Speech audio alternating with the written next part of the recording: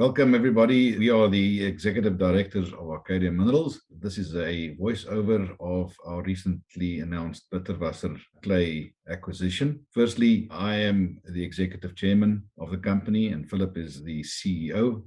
I am a lawyer, and Philip is a geologist. Before we get into the Bitterwasser Lithium announcement, just a few words about Arcadia. We have a three-pillar development strategy. Firstly, focusing on a potential cash generator to alleviate the effects of dilution to shareholders and to provide meaningful exploration capital to develop our existing and future projects. And that project at this stage, we believe, will be the Swanson Tantalum project. It's not a lithium project. Second pillar of our development strategy is to work the potentially company transforming assets. There are three of them at this stage that could transform the fortunes of the company quite significantly. The first one is the Bitterwasser Lithium Project, which we will talk about now, and then the Kumkum Nickel and PGEs project, and then the Karabib Copper Gold project. All three of these are being currently explored by us.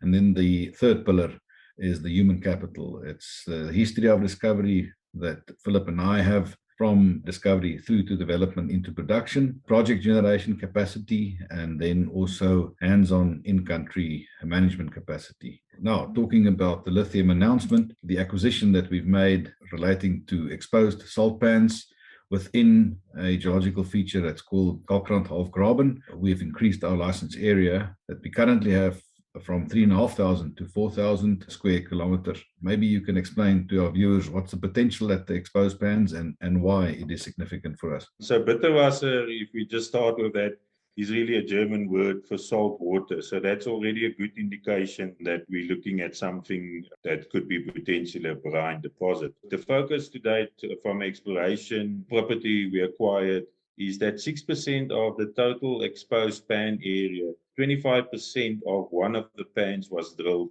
And out of that, we got a resource of 15 million tons at plus 800 ppm lithium. So that's a very encouraging resource due to the fact that it only represents really 6% of the total pan area. We also know that there is some Kalahari dunes that cover the pan area. These pans that we're talking about are on surface and open, but the Kalahari dunes could cover more of these pans in the area, and therefore there's potential for additional pans that could exist on surface.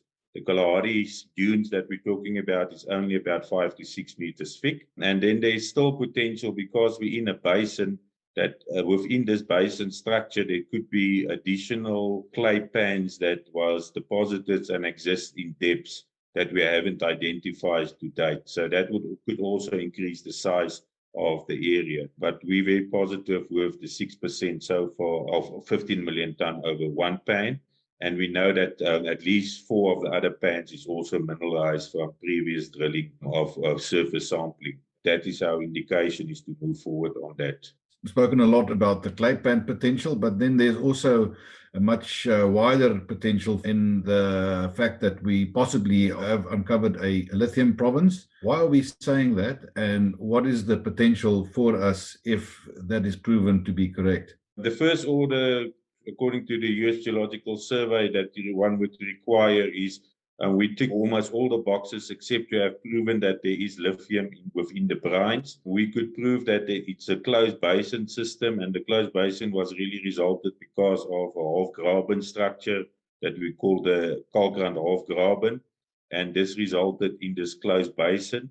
We have exposed pans on surface that we know has lithium grades within them similar to that in Clayton Valley, in an area in Namibia that's similar latitude to that of this South America lithium triangle, and that results is that evaporation exceeds precipitation, and that normally would result in salt water and in clay pans that is enriched in salts, lithium, etc. We also know from regional magnetic data that there is very large structures, faults in this area. And there's also geothermal activities that's associated with these faults. There's also a very good relation from radiometric survey between the potash and the graben structure itself. What we've seen from the drilling so far on the pans, there's a good relationship between the lithium and the potash. And also there is some boron also in the system. So we have all the elements that one would normally expect within this type of deposit that we identified so far through analysis. Also, what's important is what we could confirm is that the sedimentary, the clay deposit is lithium rich and mineralized in lithium, but we still need to confirm the lithium potential of the brines, and to date hasn't determined that, and that's our aim of our exploration program at the moment. The fact that we do not have the knowledge yet whether there's lithium in the brines, the potential of that being the case, if we are the same as that is there with Clayton Valley, is that there are known clay deposits similar to what we have uncovered now with this acquisition. And then there are also in Clayton Valley brine deposits owned by Albemarle and Pure Energy.